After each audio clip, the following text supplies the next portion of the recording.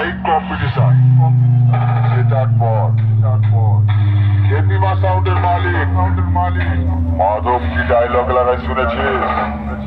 না শুনলে শুনে নে। আর কতবার হারবি খেতিমা সাউন্ডের কাছে? শোন, অন্য কেউ হলে সেটটা বিক্রি করে দিত। পাড়ায় গিয়ে সবজির ব্যবসা করতো।